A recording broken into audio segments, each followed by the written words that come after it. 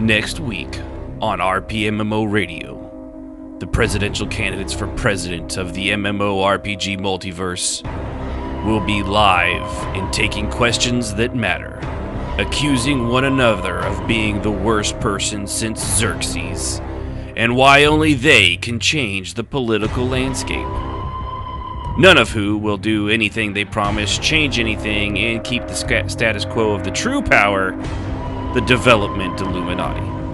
So join us as our moderators moderate, ask the tough questions, and worse, the questions the audience has for each of them. It's a pay-to-win event of the year, the presidential MMO debates.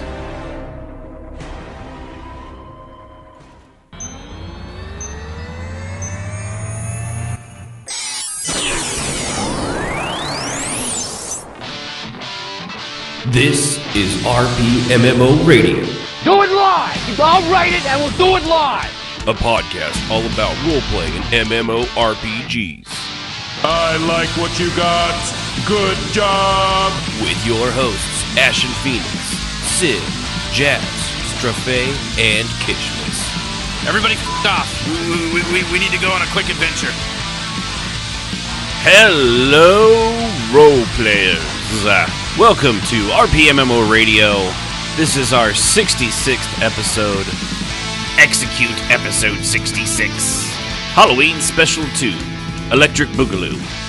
Okay, part of that's not actually part of the title, but I was figuring we'll go for the longest title possible on any podcast ever. That right there, that was the entirety of it. That whole paragraph, that was the title of the episode. It was pretty legendary. It's a good episode name. Unfortunately, the content of the episode will be not nearly as good as the actual name of the episode. I think tonight we have a solid 15 minutes of entertainment and discussion, and we're going to cram all 15 minutes of that into a solid 2-hour period. It's going to be really good. So, I, of course, am one of your hosts, Ashen Phoenix, and with me, as always, tonight is my crew, Jazz, Sib, and Strafe. How's it going, guys? Hello. We got Yunfei moderating in the chat. It's going well. Putting terms like genitalia and allowing it. Woo! Woohoo! Because Jay the Exile just likes to fuck with the poor bot, make it work. It's a union job, botting.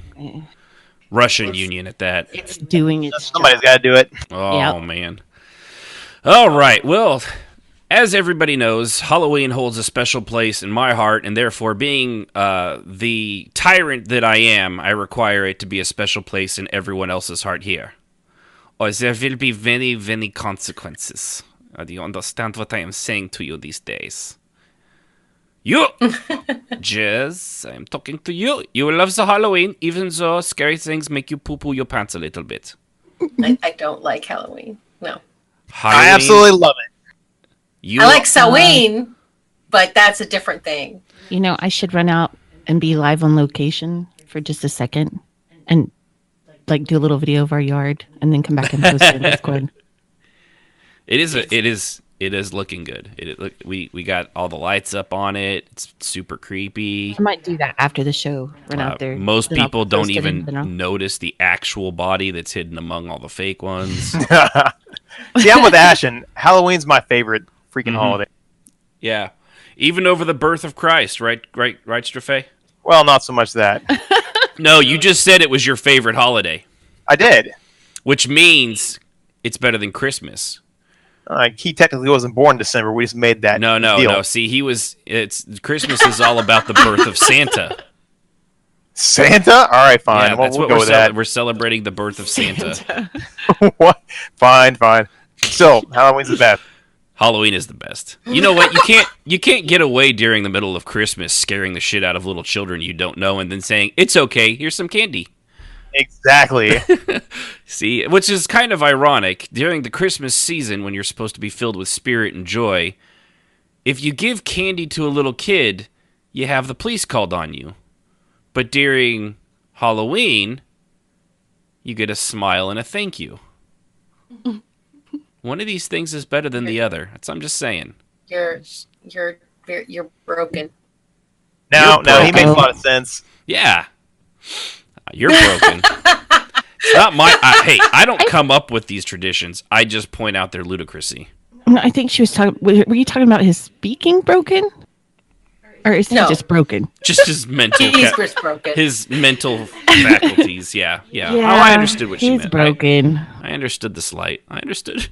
Just can't take it anymore. Or can I? So appreciate everybody tuning in. I want to give special thanks real quick to our Patreon donors, especially those at the raid boss level, like the Truth Bob. We have mailed out several stickers to various people, other than those that are just on the cast. People like the Truth Bob. If you would like the stickers because you're at the $5 level or above, and we don't have your address, you're not getting nothing because I'm not psychic. Yeah, you have to have your address or it doesn't do any good. Right, yeah. So, but we have gotten several of them out, and unknown to me, apparently another little stretch goal for doing that is a handwritten note from Sib herself, telling only one of you that she was you were her favorite. You're not supposed to say that. Dang. And if you get that, It ain't gonna be me.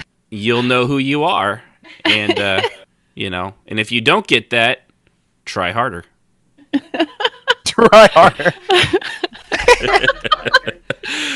I'm just saying, she's the nice one. I'm the sour one. I'm excited for those to start showing up. Yeah. I put a little thought into those. We even sent. I will say we did send, even though he's not on there anymore, because he was our very first and he gave more than enough to have earned it. We did send a few down to Austere. I don't think it's going to look right for him because he is down in Australia that they will all look upside down to him. But I'm sure he'll be able to read it backwards. I'm sure he'll figure it out. He's a smart guy. I mean, He'll adapt. if if he hasn't been bitten by a snake, eaten by a spider, and shat out by a shark while cutting himself on a coral reef. I'm just saying, any of those things are all possible. Oh, also all while true being possibilities. kicked in the dick by a kangaroo. I think the last one's the worst. I'm just saying. Yeah, that would hurt. Man, they are whole fucking lot. buff. They are buff. Yeah, they are. So, for tonight, what we have, we're going to skip what we've been doing in Roleplay. We're going to read a few scary stories. Some of them are longer than others. None of them are ones we wrote. We're actually just going to read it, have kind of a Actually, fun I thing. wrote the one I'm reading, so. Oh, okay. Except for Jazz, who apparently wrote the one she's reading. I forgot about that. It's been a messy week. And then we're going to go into a topic of, can you even actually make a scary character? Stay tuned to find out what I think and what we all think and what we've never ran into in our history of actually playing RP. That might be a small spoiler alert. So with that, let's see. I know we're not going to do what's in Roleplay, but I was thinking we'd go ahead and go and start this one out with anybody that's actually written their story. So those of you that wrote your story you're about to read, go ahead and raise your hands. Jazz, is it just though? It's it's just you, Jazz. Yeah, look at that. Look at the. It's amazing how that always works out. Whatever I pick, it seems to be that you're the one that's only qualifies. Mm-hmm. Wouldn't it be nice if like job hunting was this easy?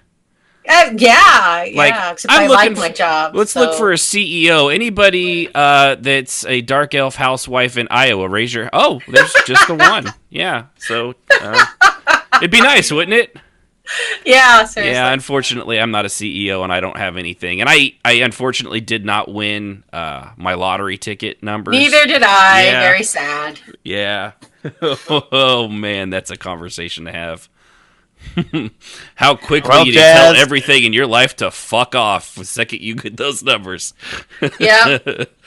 So, all right. Well, with that, let's go to our scary, not quite scary, but probably suspenseful story. Jazz. Yeah, way to keep it scary, Sib. All right, Jazz, take it away. It's from my Black Life Blood Red Seal's journals, which are a collection of stories. This is from the Blood and Rhythm short story that I wrote. Starts at part 3 and goes to the end. Sial sat in a tree and ate the remaining venison as she watched the ruin entrance and several explorers that entered, full of pep and left bedraggled. After the sun warmed the trees and the dew was gone, she moved, slipping inside to begin her search. It was a typical crypt full of bandits and mages of varying degrees of dangerousness. She avoided most, keeping to the shadows and using the magical means when necessary to avoid most confrontations. There were a few times it was necessary to lay open the throats of some hapless bandits, but for the most part she avoided contact of any kind. Now it was dark and dank. The dust she walked on had only 2 sets of footprints, and they were really dusty. Both were much larger than hers. She was less than an hour behind them, maybe, although she couldn't quite explain all the dust. When she heard the voices, she extinguished the magical flame she had following her for light and crept forward slowly. They had a half-dozen torches and lights bouncing off the old stone, lighting her way fairly well for eyes used to the darkness in the deep jungle forest. At the edge of the room she paused, staying in the deep shadows to cast the light as she watched the 2 of them. It was a Nord and an Altmer, both larger than normal and extremely armed.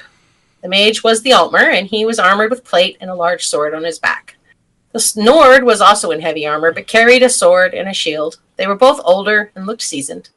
The mage was chanting tiredly, and the magic was in the air. She stilled and willed her body to slow, no point in announcing her presence if unnecessary.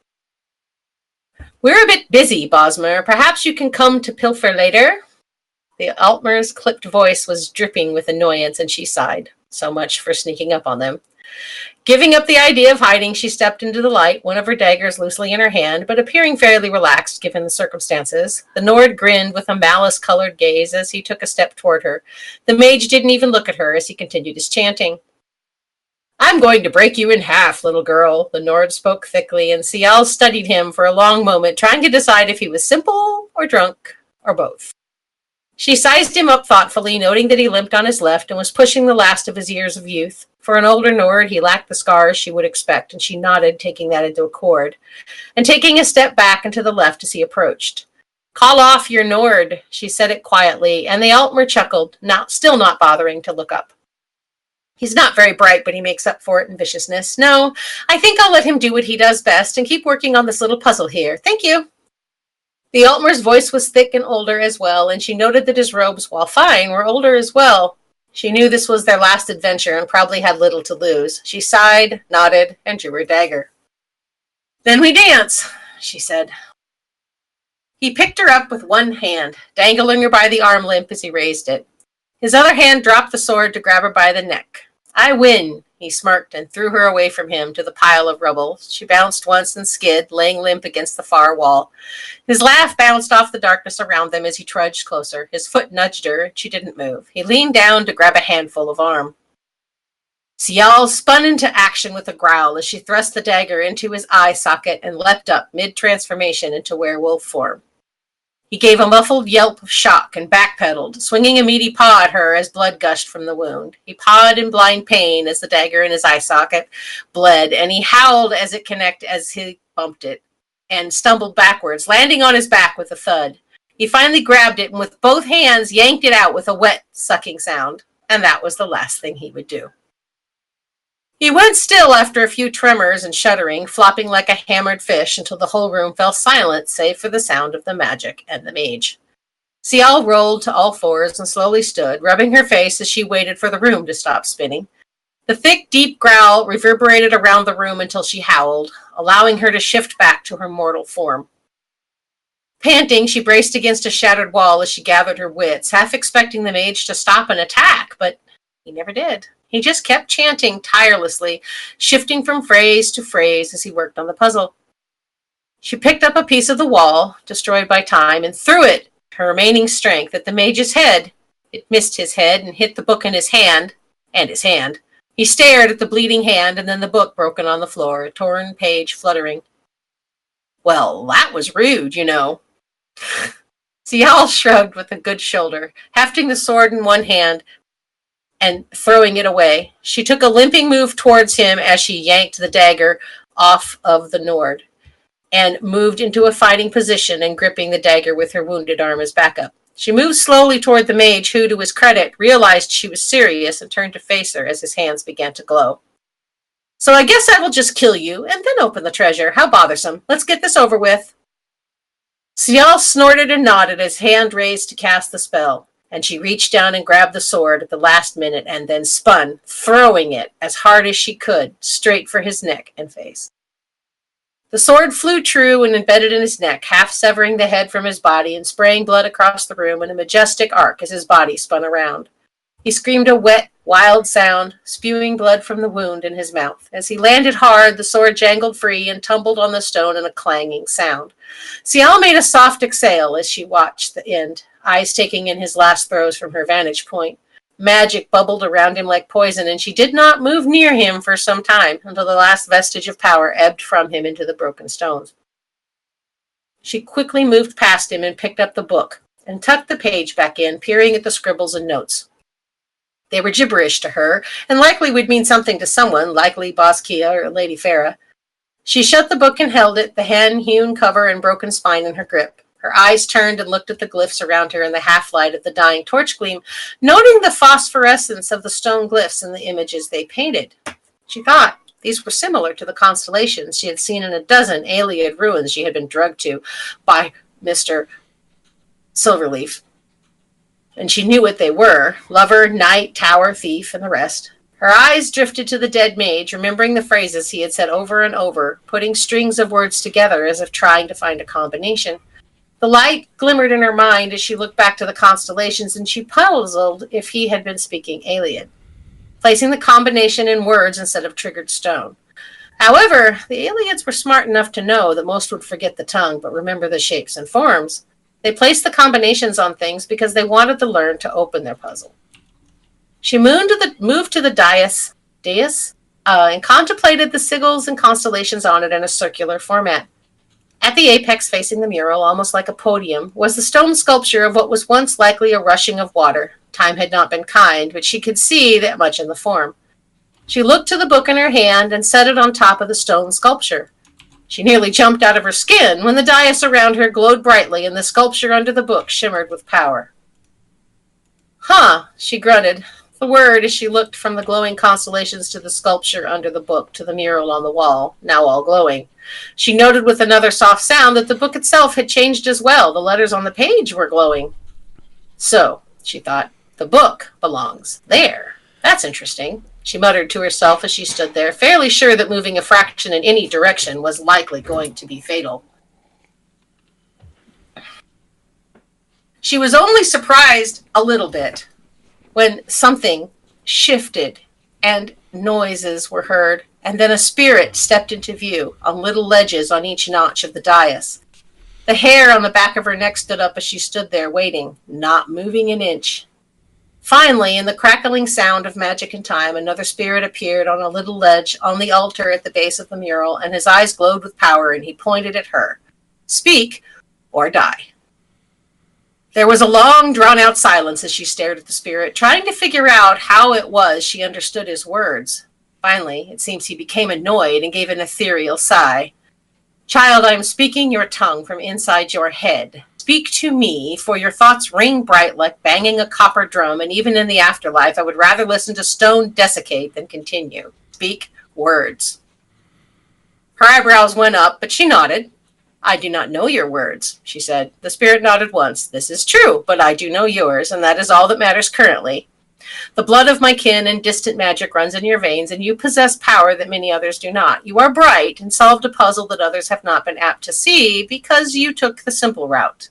This means you have earned the right of parley and are granted boon to take possession of the artifact. Now, she had come here for the artifact. She hadn't planned on this. She weighted his words thoughtfully and eventually nodded. The mind rape thing, she said after a long moment. The spirit chuckled. Is that what they told you? Interesting. Yes, I suppose that is apropos description in the end. But I do not need it, but for a night, she said, and I will return it back to your lock and key. He laughed. Return it, will you? Are you sure? This male who sent you, does he tell the truth? Most would never part with such power, for this is a weapon, and you have both the key and the tool. Do you understand? She frowned and thought on for a little while. Why did they want this toy? What did they want with this toy? The spirit laughed. Toy? Oh, child, you do not understand at all. I see this clearly.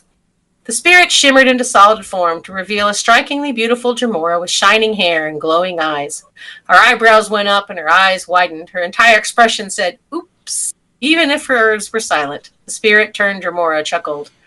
I have been imprisoned here a very long time. See, this toy you speak of is the weapon that keeps me here and the key to my prison on that dais on the podium. I seek freedom, and if you grant me my release, I will grant you something of equal value. She thought for a little while, trying to figure out why she was special and why the others had failed. He laughed. He said, they were missing the third component, child. A soul. The words rang inside her skull, echoing of truth, and she nodded. She realized it was their deaths that opened the door, not just her words. Her eyes went to the soul, blood on her hands, and to the spray of blood that painted the runes and relics of this ancient prison. The Daedra and blood, souls, magic. It made sense, and she nodded slowly. Now what? She said. The Jamora smiled an unpleasant smile and gestured wide with both hands. Now you release me, and I grant you something of great value. Sial's eye narrowed at the odd wording. Are you not already released? She knew the answer. The moment the words left her lips, the Jamora chuckled and did not bother to answer, and she sighed. I have to open the doors, and it has to be my choice. That is the rule. The Jamora grinned. See, you are much wiser than you think. I knew I liked you. The end. Very good. Now she's gonna. Nicely done. Yeah. Pretty fancy. Yeah, I unmuted myself. I know you guys could hear me, but they couldn't. But very, very good. Now she's probably gonna go. Did you beat him? Did you beat him, Jazz? I didn't beat him. I did yell. No, it wasn't that bad. No, it was very good. Thank you. Very, very Nicely good. done. Yeah, apparently, if Jay the Exile ever has kids, he wants to hire you to read to them. I think I speak for everyone. I say, I pray that day never comes. Sorry, Jay. Sorry. You left it out there, man. All right. Well, let's see here. So, Sib and Strafe, which one of you wants to go next with your short story? Ladies first. Oh, look at that. Yep. Just make sure you say the title and who wrote it. Okay. Mine is called Hidden by KMA Poke. Okay? Mm-hmm.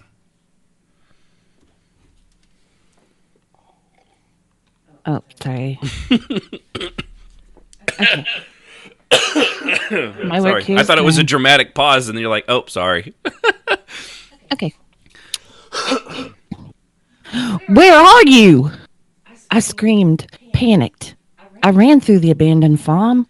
I couldn't find her. Not in the old house, not in the barn.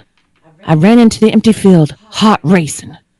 As I scanned the area, I ran into a mound of dirt and tripped, sprawling into the ground.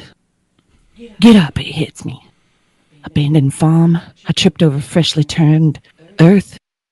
Crouching down, I started frantically clawing with my hands, scooping handfuls of dirt. I hit something hard. Wood! Are you there? I cry, pressing my ear to the wood. I hear a muffled cry. I started digging again, but I realized it's taken too long. Looking around, I see a garden shed. I sprinted to it. I ripped open the door. I see a shovel, still caked with dirt. Probably the same one that bastard buried her with. I grabbed it, running back. I started digging with a purpose. Soon the wooden box was exposed. I tossed the shovel and ripped open the crate. She stared back at me, eyes wide, bound, gagged, but alive. I sighed with relief. Thank God. I reached into my bag, pulling out my rag and chloroform. I crouched down, placing it over her face. She struggled, faint. I tossed her over my shoulder. Oh, hell. My brother said as I walked back to the truck with a smirk, "You found her." "Yup. You almost had me, though." I laughed. "All right. My turn. Where'd you put her?" I gestured to the creek area. "Somewhere over there. Drowning's an issue, though." "Jerk," he says, running off. I smile, watching him go. I love adult hide and seek. The end. Pretty cool. I read that and I was like, that is so creepy. So I was like, hopefully he'll find her. Yeah, he did. Yikes. I muted myself. Doggone it. Nobody could hear me. Anyway, Well, what I he was said, talking about Hill House. was Haunting of Hill House and how amazing it was, and you should watch it. Everybody was Yeah. listening to me and Strafate. Yeah, you guys are talking like crazy people. Or was I talking? Dun, dun, dun. He was so talking. They were hearing voices and responding to them, but it's okay. It only went on for like a solid minute of them sounding crazy. It is the Halloween episode. Happy Halloween. We have our that's right. crazies. Yeah, I was trying not to like cough into it, and then I was like, "Oh, I'll remember." No, I won't. I should know better than to ever mute myself. I'm never gonna remember. So, all right. Well, Strafe, Yes, sir. how about you? I'm going to read a tale called There's No Reason to Be Afraid by Whoever Fights Monsters. When my sister Betsy and I were kids, our family lived for a while in a charming old farmhouse. We loved exploring its dusty corners and climbing the apple trees in the backyard, but our favorite thing was the ghost. We called her Mother because she seemed to be kind and nurturing. Some mornings, Betsy and I would wake up, and on each of our nightstands, we'd find a cup that hadn't been there the night before. Mother had left them there, worried that we might get thirsty during the night. She just wanted to take care of us, you see. Among the house's original furniture was an antique wooden chair, which we kept against the back wall of the living room. Whenever we were preoccupied watching TV or playing a game, her favorite was Space Invaders, Mother would inch that chair forward across the room, slowly, till she got toward us. Sometimes she'd manage to move it all the way to the center of the room. We always felt sad putting it back against the wall. Mother just wanted to be near us, you see. Years later, long after we'd moved out, I found an old newspaper article about the farmhouse's original occupant, a widow. She'd murdered her 2 children by giving them each a cup of poisoned milk before bed. Then she'd hanged herself. The article included a photo of the farmhouse's living room with a woman hanging from a beam. Beneath her, knocked over, was that old wooden chair, placed exactly in the center of the room. Ooh. Spooky! Super spooky. Yeah, it was short, but I thought it was cute. Yeah. They don't help, you know. Mine was super short. You're still muted now. Ha! I'm not the only one. Ah. Mine was super short, but I really liked it. Yeah. I like stories. I like them. I like jazzes. I like them all. I just like spooky stories. Yes. Feels like we're sitting around a campfire. It's my favorite thing. Yeah. Yeah, that's kind of, I always like, you know, it's always fun to get in the spirit of these things. Hopefully it you know, it comes out well on the podcast and you guys enjoy it. If you don't, what's wrong with you? What's wrong with you? Really? I mean, come on. Something's got to be wrong with you. So, all right. Well, we've got 2 more. I'm going to read mine now. And Yunfei's, she pre-recorded hers because she's a little nervous.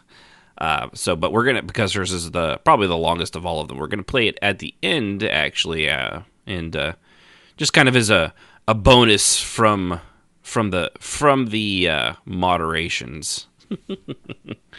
So, all right. Well, with mine, I didn't have to, but I wanted to go with one of the shorter versions of the father of all horror and modern day horror anyway, H.P. Lovecraft, in The Terrible Old Man.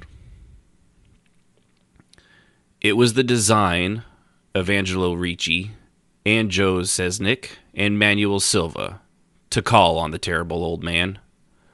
This old man dwells all alone in a very ancient house on Water Street near the sea, and is reputed to be both exceedingly rich and exceedingly feeble, which forms a situation very attractive to men of the profession of the Messieurs Ricci, Sesnick, and Silva, for that profession was nothing less dignified than robbery.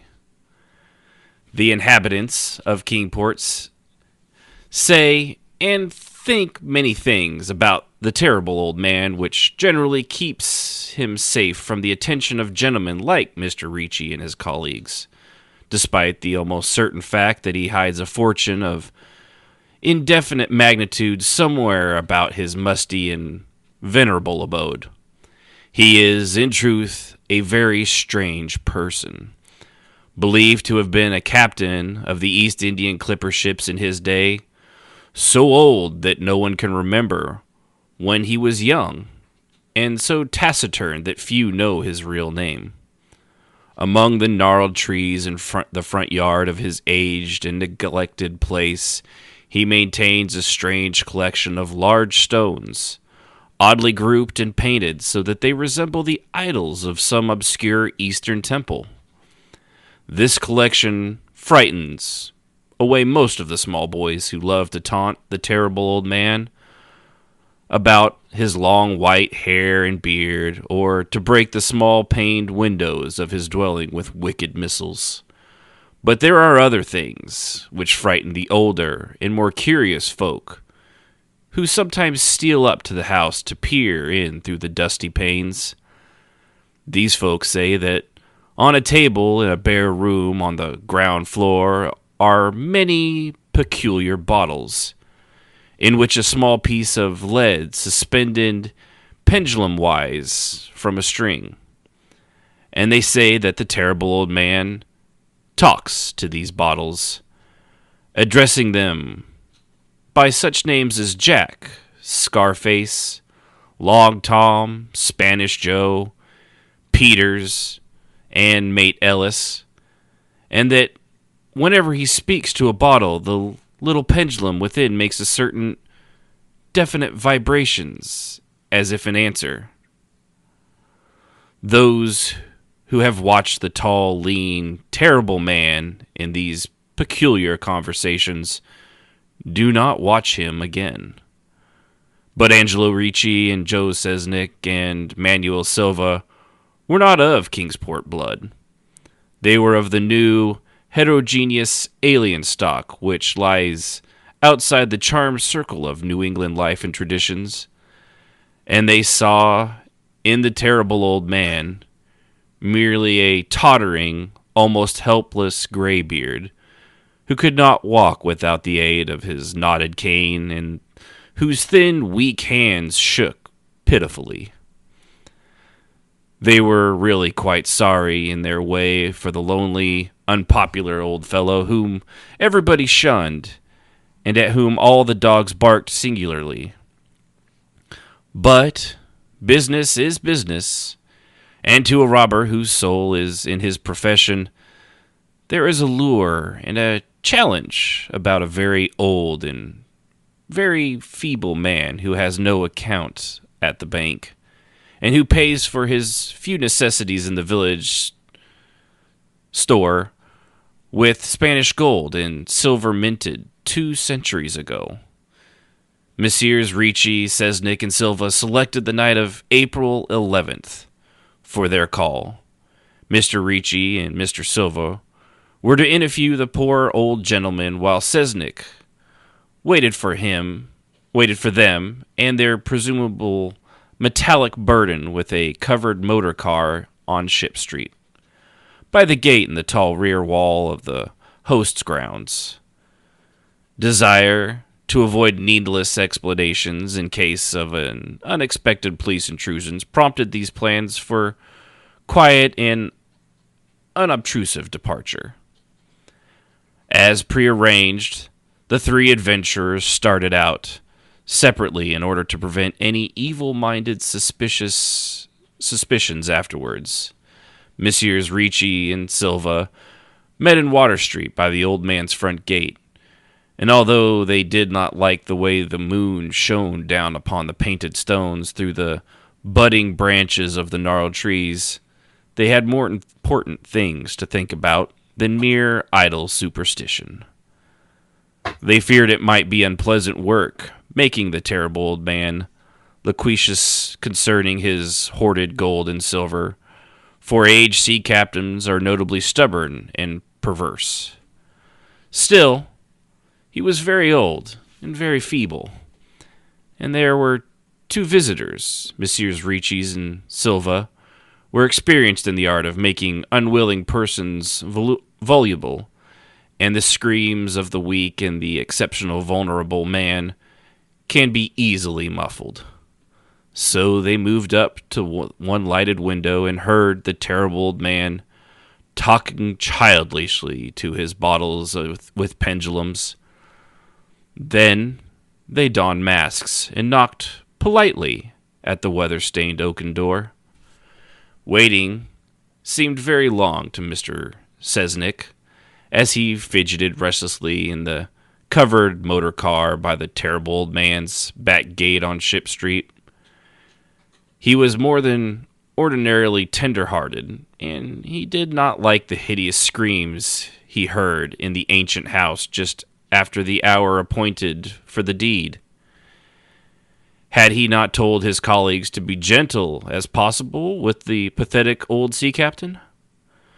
Very nervously he watched that narrowed oaken gate and the high and ivy-clad stone walls. Frequently he consulted his watch and wondered at the delay. Had the old man died before revealing where his treasure was hidden? Had a thorough search become necessary? Mr. Cesnik did not like to wait so long in the dark in such a place. Then he sensed a soft tread or tapping on the walk inside the gate, heard a gentle fumbling at the rusting latch, and soft tread or tapping on the walk inside the gate.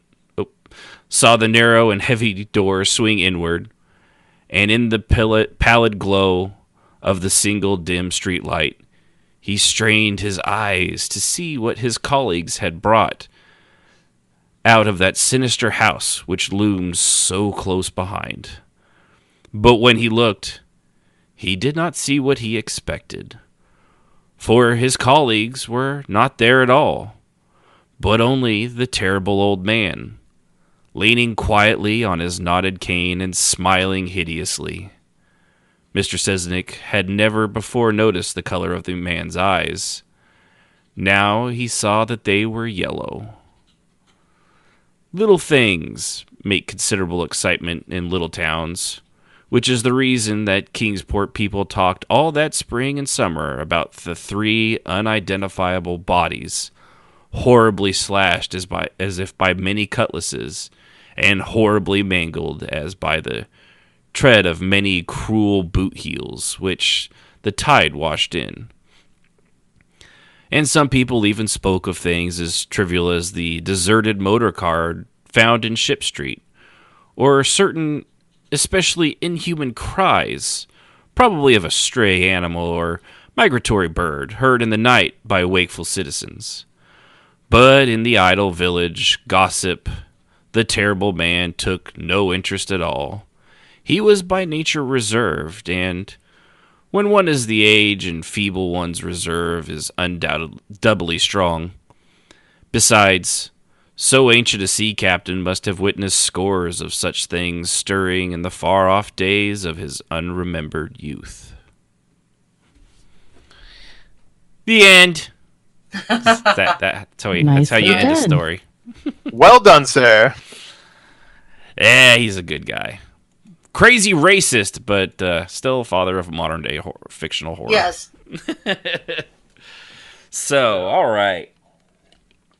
Well, like I said, at the very end, we're gonna play Yunfei's, so that we can have her kind of close out the show. But before that, and before we hit our main topic, let's go ahead and do a quick word from our sponsor. Did you get a sponsor? Because I got one. I did. Oh, did you? Yes, 'Cause I did. I did too. Did you? Well, all right. Well, I'll read mine, and then it's been kind of a busy week, and we may or may not have wrote these while the others were talking. I do have Mr. Dyer on line 3. I mean, if you're gonna go with that, I gotta. Well, you know. Okay. Okay. Well, so we've actually got 3 sponsors this time, huh? Well, Apparently so. Or were you? Do or we was he just really want to stopping risk? by? Do we really want to risk him coming in and doing what he always does? To be honest, the last time it took us a month and a half to get the maggots out of the carpet. I'll make something up. Okay. All right. Well, I'll get rid of him. Okay. Okay. All right. Well, with that, let me go ahead and go to a quick. You know what, Sib, you go ahead. You do yours.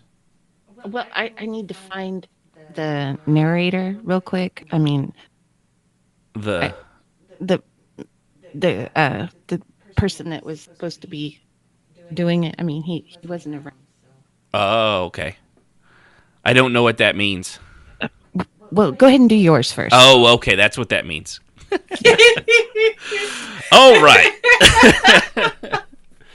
This is a well-oiled machine here, folks. I don't know what you're talking about. Oh. Should have told me. I could have, I run Gormal off. I could have told him. No, that's all right. All right. Okay, so here's the word from our sponsor. Is your fur lacking the shine and luster it once had? Is it tangled and matted? Does it have patches missing and mange? Bring them down to Wear Groomer Experts Happy Claws. We'll clean, cut, and groom that mangy man-wolf you love into a Fabio-like image of a wolfy Greek god.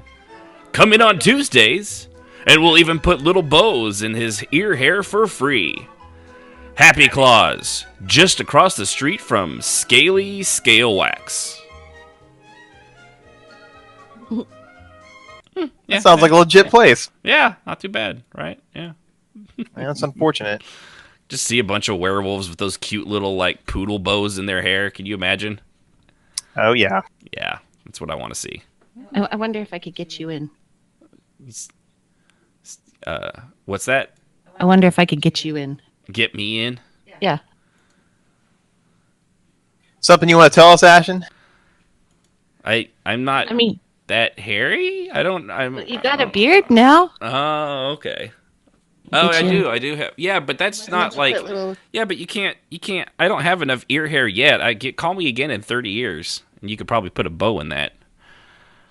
Oh, I thought she was alluding to the fact that you might howl at the moon a little too loud. I mean, I don't howl at the moon because the moon doesn't exist. I'm not a conspiracy theorist, Trafay. It's obviously a reflection of the dome above us.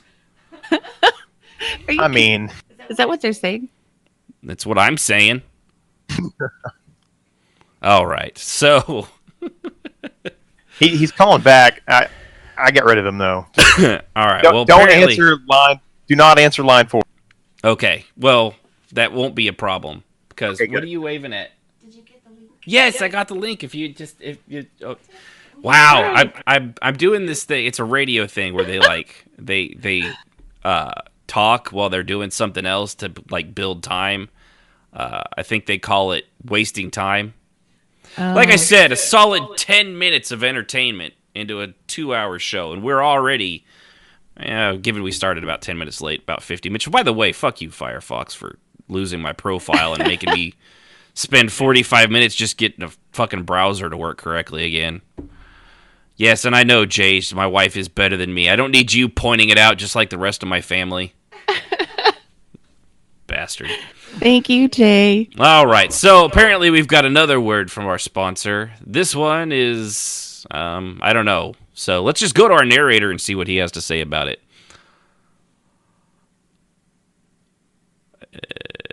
No, okay. Let's see if we can find our host. Hold on, Elmira. Hello, Elmira. Let's look in here and see if we can find her. Oh, so sorry. Elmira, we will just have to wait out here. Oh, hello, my love.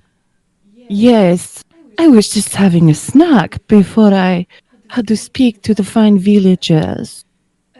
Anyway, let me wipe my mouth. I'll be right with you.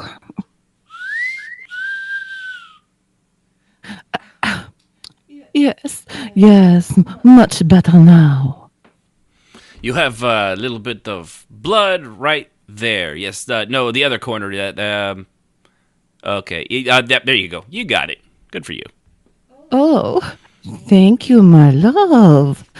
Now, I am here to tell you about this year's All Hallows Eve blood drive for a wonderful organization. No warm blood flows. You will have a chance to offer the life-giving fluid that is free to you. But so many times it's hard for us vampires to get. 'Cause some of us are just out of shape and can't catch our strong prey. Some of us are just too shy and have a hard time taking the warm, rich, red drink of life from ones that carry it in their pulsing veins. Some of us are just too small and young and are just not experienced enough to take that drink of life from those that carry it. We plead with you to come down to the Fast Town Cemetery and give to those that need the liquid gold to survive. Yes, you too can be one of our lovely donors. Ignore those that will speak bad of us, saying that we will make thralls of you, or kill you, or turn you into one of us. They do not understand the feeling of having an empty belly, or the feeling of starving to death. I beg of you, please, give. We will be looking forward to sucking your blood. Now, excuse me, I must get back to my donor. I don't want him to get cold.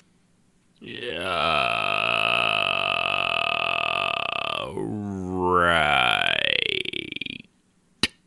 Okay, well, yes. So, I ain't going down there. you can head right down to Fartown Cemetery and donate to their cause. Maybe. NWBF helps vampires everywhere of all ages. The first 50 donors get a free pumpkin shirt, and everyone will, quote-unquote, walk away with a balloon and a warm Otis Spunkmeyer cookie. They have chocolate chip and white chocolate chip macadamia nut, so hurry down, I guess. Yeah, no thanks. Yeah. Jazz, you What? first. No. Jazzy's always first. I'm always first. Find someone else. Hey, Jazz, we're all still having fun, and you're still the one. That's right. So, Still don't wanna run. Yeah, you. no. Sorry. all right. Well, hopefully everyone enjoyed that as much as I think we did. I don't know. I mean, It was good. We got Gormal away from the studio, but I yeah, can he took my still. truck. He's still near an air exchanger. I can smell it coming through the vents. No, well, yeah, he was there, but Yeah, it's He lingering. then, It sticks to the. that's a diet for you, but don't worry, It- he stole my truck, so The where- musk is strong. Anywhere he's been, just like shit sticks to the wall, his stink sticks to the air. Hey, wait a I'm minute. aware. But like swear- I said, I took one for the team. He stole my truck, so yeah, he's gone. Wait, but wait. Where I'm did out of Hot vehicles. Jessica go? I thought she was going to talk tonight. Did he take her with him? I mean, he's notorious Oh, no. for conning girls to go with him places. So, Even if he No. can't, even if he can't spell it. well, yeah, well, You know. You know that's going to we cause here trouble. at our MMORP Radio don't judge those that are illiterate. We're kind. Or even know what show we're on. Even though that troll face took my truck. RPMMO Radio, you troll face, yes. I just got it backwards. Mm-hmm. Hey, look, I'm distraught, man. He stole my truck. I mean, it's gone. Oh, yeah. You have a right to be distraught. Yeah. He left Piot marks, and he left me something in snot. I don't even want to read that. In snot. Yeah, it's You have no idea it's the his- depths of that troll. It actually is his preferable form of quote-unquote ink. It also actually glows in the dark as well, which I don't know how he does that. But Oh. Yeah, and don't, whatever, for the love of God, whatever you do, don't go into his room with a black light. It's like a fucking Pollock painting. Let's not. wait. You've been in Gormal's room? I've just heard rumors. I see. No, we're going to have to get Jessica back for Penelope. She's going to be pissed. Yeah, nobody cares. Well, okay, then we'll just have to do it. I have enough I'll secret let you footage deal of with. her I don't need anymore. I'll let you deal with Penelope next week at the. Oh, this is gonna be a nightmare. Yeah, I don't care what Penelope does. It's Penelope. I like the way I said it better. I like the way he and did I'm it. voting. I'm voting for Penelope. Mm-hmm. A vote for Penelope is throwing your vote away. That's right. Whatever. All right, so Haters gonna hate. Haters gonna ain't. this is what happens when you grow up in the mean white ass streets of Broken Arrow, Oklahoma. This is as ghetto as we get. This is it. That's a little sad, but funny. That is sad. Mm-hmm. Yeah. How about you? I grew up in South Dallas, son. Yeah. But I digress. South Dallas, yeah, which is like North Detroit. I have no idea. There's nothing. I don't think there's actually any part of Detroit that's actually good anymore. So, all right. Well, so playing a scary character. I know we've talked about playing a villain. We've talked about playing, villains. Like bad guys and things like that. We've never really talked if it's even possible, truly possible, to create a scary or an actual creepy character. Not the kind of creepy that's like, because, like, you got real pretty ears and likes you to squeal like a pig, or is just an awful person that eats oranges like apples. Not that kind of creepy. Which of there's several, but like a truly that guttural kind of fear, like that you get when you watch a scary movie, or you're actually something scares you, or that creepy feeling you get when you read like a good Stephen King novel back when they were more scary and less, I don't know, just really really interesting and cool. I don't think you can maintain this creepy spookiness, but I think it's situational where you can pull it off every once in a while. Yeah. See, and I got a story, so whenever you're ready, I'll share it. Yeah, and I was gonna say, like, personally, I've never seen a character myself that I would consider like scary or creepy. Even like the darkest of the role play with like the vampires, or someone that role plays a monster. It goes to interesting or edgy. Or like but it's just modern. It's not scary. It's not like the old like Nosferatu. How or people like seeing The Exorcist for the first time and fainting in 1970. I've never seen anybody I would consider playing a character that's scary, supposed to be scary, but never actually is like, wow, that's fucking creepy. Am I alone in that? I remember there was one guy that did a really good job, but he turned out to be creepy in real life, which may have been why he played a really creepy character. Okay. So Being creepy because they're not actually you squeal like a pig and you got real pretty ears guy, or it rubs lotion on its skin. No, yeah, he was truly. I met him in EQ2, and his character was really, really set you on edge. Just talking to his character set you on edge. And he was a creepy character. I mean, he would stand there and wring his fingers together and watch people and lick his lips. And you know, he was creepy. Yeah. And then it turned out that he kind of... He was just playing himself? Yes, he was just playing himself. And he was just... And he was upset because I said, you know, I got to commend you on your character. I don't think I've met a character that is as creepy as your character is. And he says, what do you mean he's creepy? I'm like, well, you're doing this and this and this. He goes, I do that all the time. That's the RP equivalent of, when are you due? I'm not pregnant. That's what you did. Yeah, I was totally just like, did, Jazz. Yeah. Oh shit. And he was just like, and I think you're real pretty. Yeah, and I was like, right, I gotta go. He sent me tells for months. You smell so good when I'm under your bed, Jazz. He wanted me to send him dryer lint. Oh, that's the dryer lint guy. Creepy. And he said that he was. To be fair, he's an Eagle Scout. They're always asking for dryer lint. No, he wanted me to send me my dryer lint, and he said, and when you're at the laundromat, gather other people's dryer lint, I'd pay you extra. Yeah. How do you meet these fucking people? Why? I don't know. They're strong. What the fuck is wrong with you on a universal level that you get this kind of crazy? I mean, yeah. I mean, as Yunfei says, well, shit, if it pays. Yeah. I mean, you know, how much did you get out of them? I had a guy ask me if I could gather any underwear and send it to him and not wash it first. Yeah. I don't know, ladies, if it's just a guy thing because I'm an actual girl and there's just a lot of creepy guys out there, or if it's just I'm somehow a magnet for psycho. I think really this is don't what know ERP which one it gets you. This is where I was that an goes. ERPer back then, and so, but not with him. Right, so I but was they just know. Like, they somehow knew, yeah. So Anyway. I had a couple that were really Okay, creepy. so aside from Jazz's Buffalo Bob encounters, no joke. Crazy likes crazy. I'm Jazz. I'm just saying. So what was it you had? What was it you were talking about, Strafe?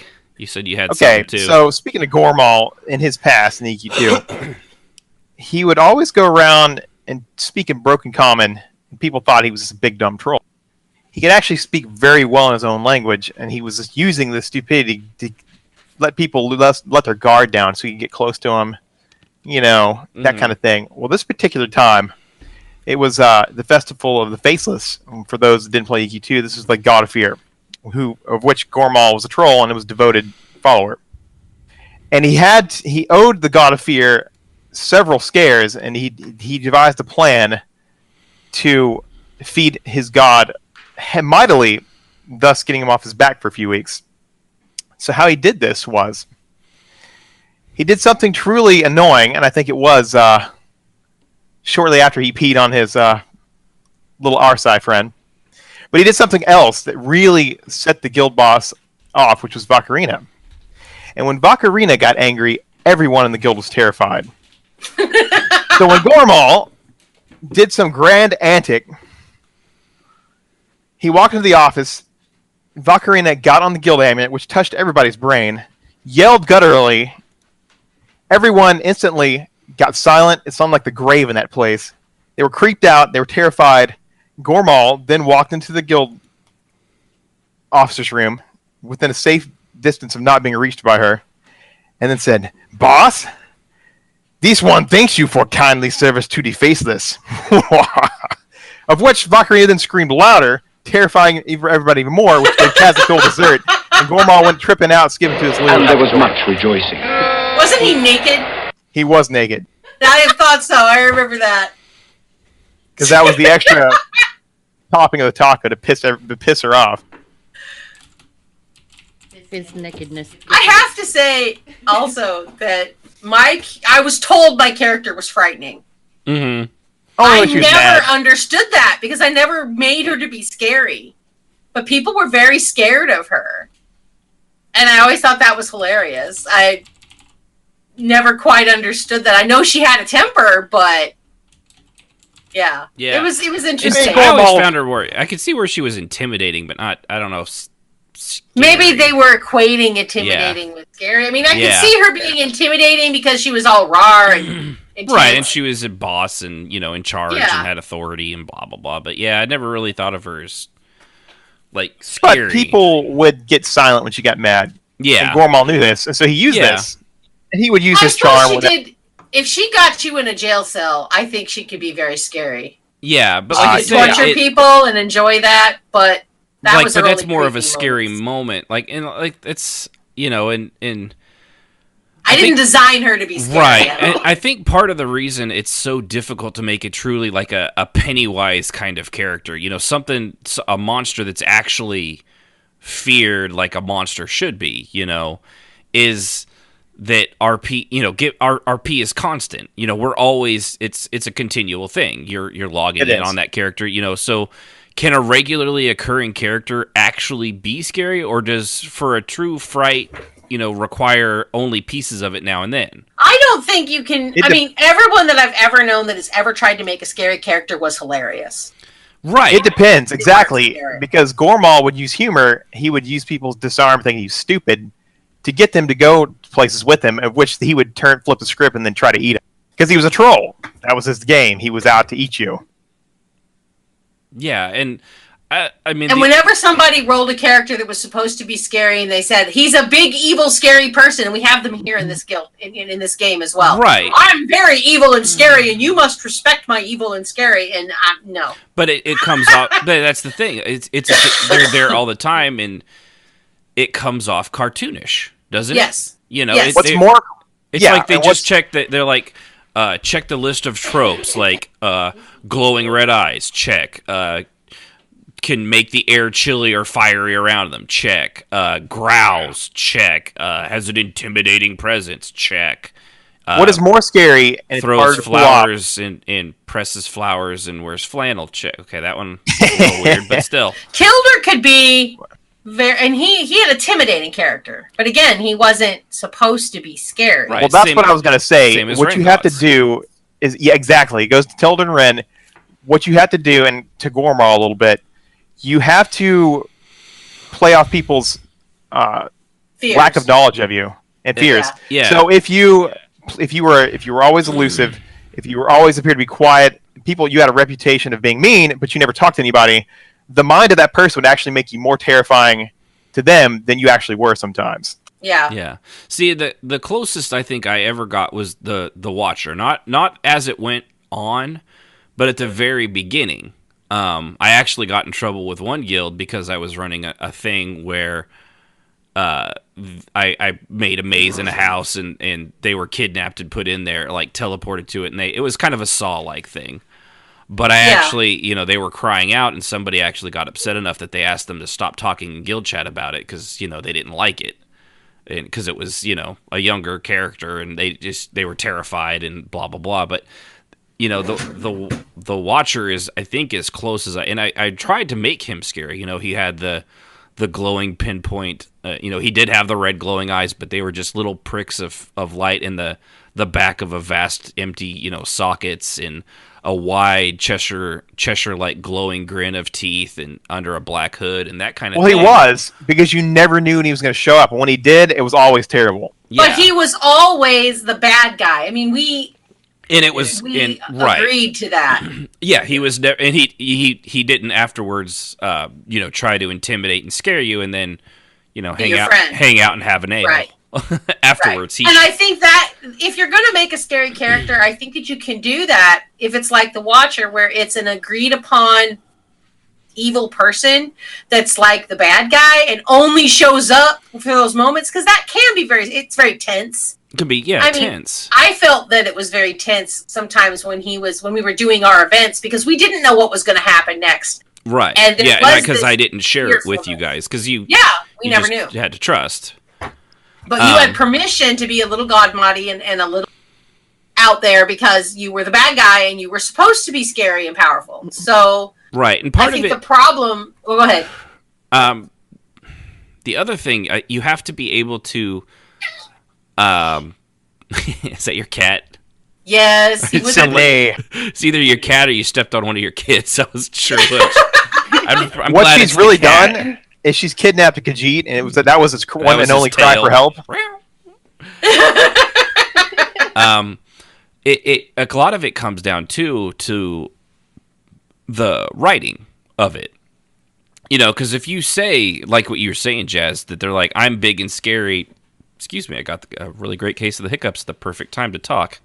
You know, I'm big and scary, and you're supposed, you know, if you're given all this character information out OOC, you know, or it comes off, if you're just, or you emote it, which is basically the same thing. You know, if you're emoting that, you know, but it comes down to the ways of actually, you have to give the impression without flat out saying it. Things like, Yes. you know, like the air chills, you know, the air, like one of the things I would do with the Watcher, one of the first signs that he was coming was that the candles would slowly start to flicker and the shadows would elongate and other, you know, smiling, like the cries and giggling laughter of children could be heard off in the distance, and then all the shadows would pool into an inky pile, and he'd, you know, kind of rise out through them, and then the lights would go out. Yes, that was truly scary stuff. You know, but again, he wasn't a common character. He didn't show up and have an ale with you later. Right, exactly. And then I just don't think that if you want to make a character that you play on a regular basis, it cannot be a scary character. Yeah, it just ruins this. It's. I mean, if you lapse into you know, dialogue of how bad and evil you are, right? You'd have to play him off like a, gosh, it's really difficult to think like what's the fucking guy? He just died. He always had the swastika on his face. I'm totally blanking now. Oh yeah. And I don't remember his name now either. Manson. Yeah, Charles Yeah. Manson.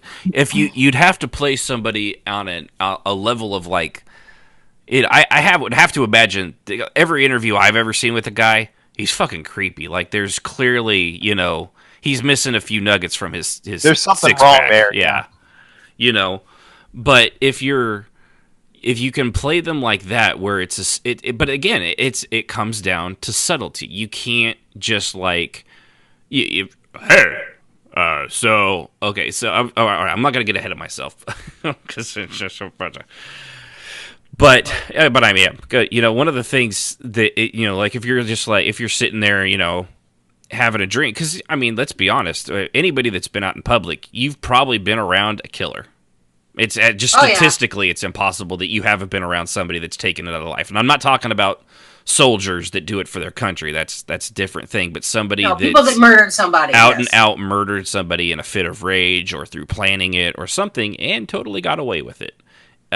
Chances are, at this point in your life, I mean, unless you're like 2, which, by the way, you have terrible parents for letting you listen to this show.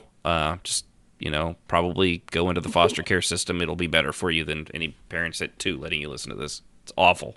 Bad parents. You're bad. You have to be able to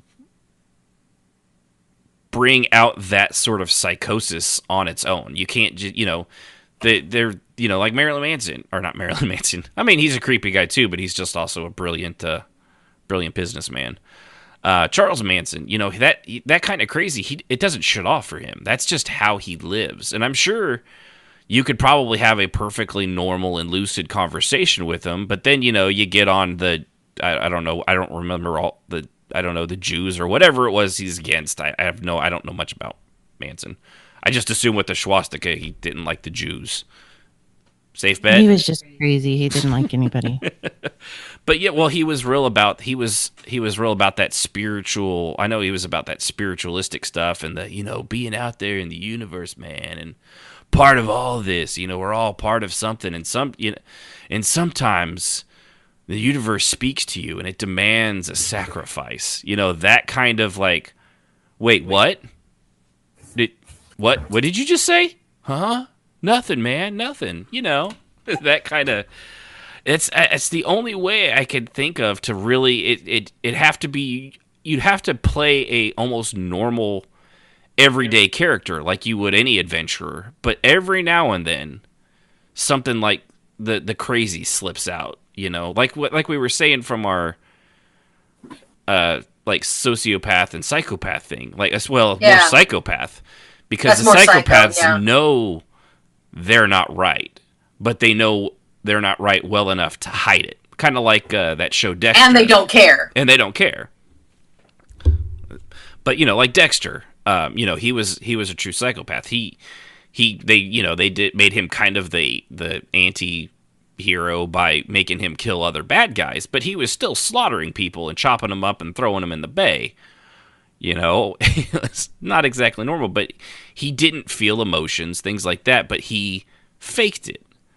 So, maybe if you had it like created almost a Dexter-like character, that might be something scary, especially if you don't tell anybody and it just, over time, it seeps out. But the problem with that, too, is, you've got characters like yours, Jazz, Seal.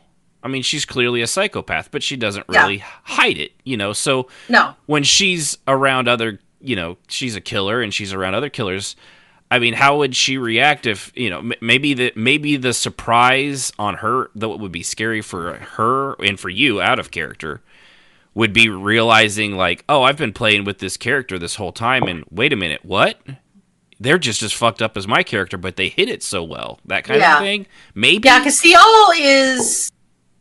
Yeah, she's a psychopath. She's sociopathic. Right, she's an assassin. She's a murderer. Yeah, she kills people, and she's good at it, and she hides it with some people and not with others. Right, but the fact is that she doesn't hide it with everybody, so... But even Seattle's got a moral set of rules she sticks to. She has a set of rules. Well, so do psychopaths, by the way. They do have rules of their own. Right. Those rules. They just don't follow society's rules at all. Right. And, Seal is not... I wouldn't consider her a scary person, but I have had people when we have roleplayed and they have found out what she's capable of. They were like, that actually gave me a shiver of fear. Thank you. That was kind of cool. When they realized that this person that they're friends with just killed somebody and then was like cleaned off their knife and went back to eating her sandwich. Right. But yeah, and it's and I guess, but that can be at least get to creepy, but after a while, it wears off, Right. I don't think, like you said, I don't think you can make an actually scary character. Yeah, like on a fundamental basis level, and if you can, it have to be short term. You couldn't. Yeah. It would be like you'd have to do like Babylon 5 or Game of Thrones. You have a story to tell with this character, and when you get to the end, they're gone. And you don't have ale on them or get a friend. Part of the reason Seal isn't scary is because she is functional. She doesn't have to be evil. Well, the bigger problem is what's scary to somebody else is not scary to... Right. It's too different. Everybody has their own triggers. Right. Like for you, Jazz, damn near everything scares you. At least when it comes to movies and TV shows. I don't watch scary things. Right. It gets to you. And for the rest of us... we can watch.